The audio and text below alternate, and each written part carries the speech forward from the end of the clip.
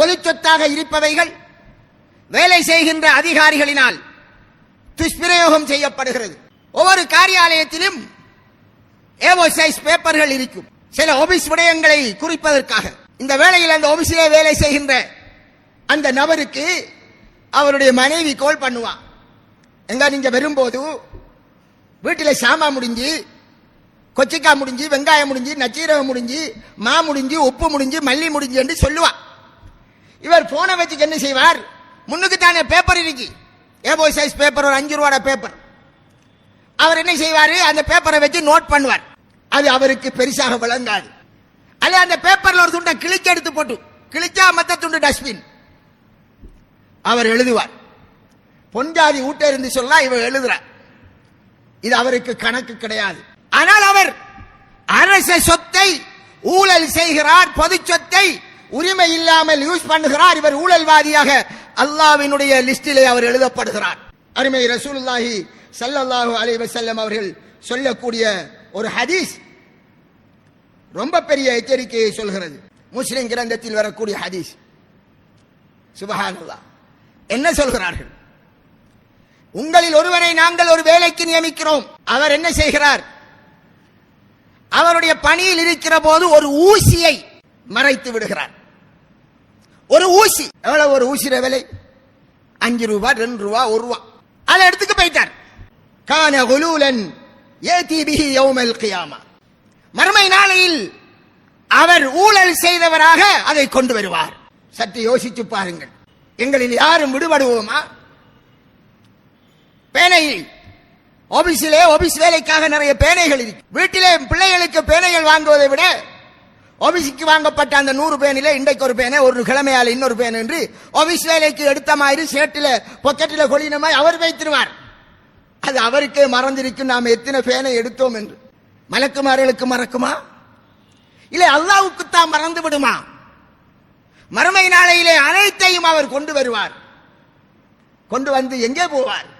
அவர் போகின்ற இடம் நரகலோகம்.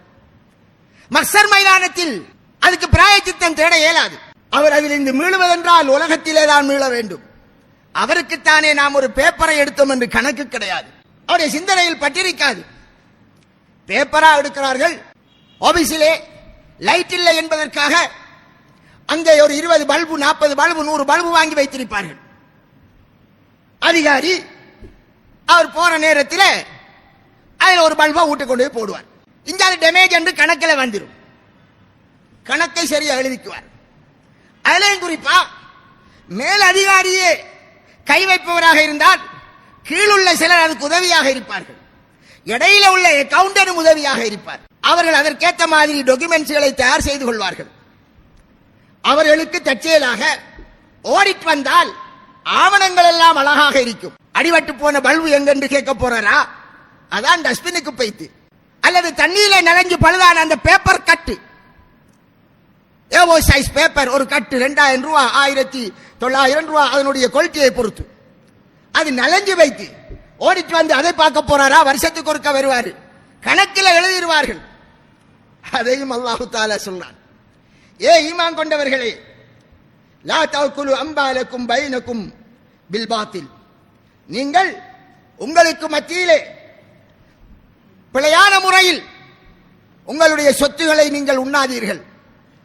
وَتُدْلُوا بِهَا إِلَى الْحُكَّامِ لِتَأْكُلُوا فَرِيقًا مِنْ أَمْوَالِ النَّاسِ. மக்களுடைய பொது சொத்தில் இருந்து சிலரை நீங்கள் அனுபவிப்பதற்காக பொய்யான ஆதாரங்களை முன்வைக்காதீர்கள். எவ்வளவு அழகாக சொல்கிறார்.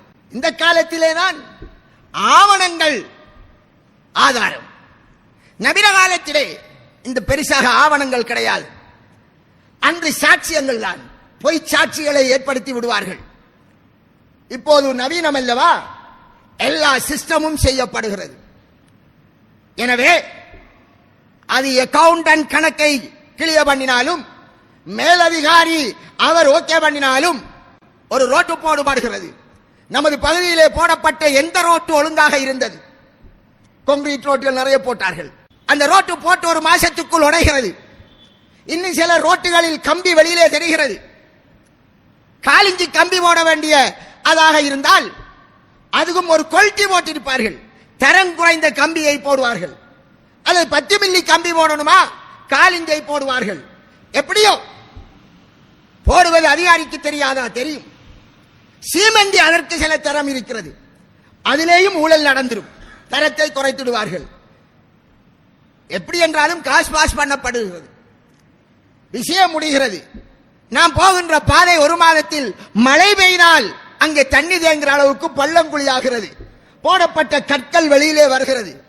நான் சிறியதொரு ரோட்டை மட்டும்தான் சொல்கிறேன். இதில் எத்தனை பேர் சம்பந்தப்படுவார்கள்? மக்கள் சொத்து.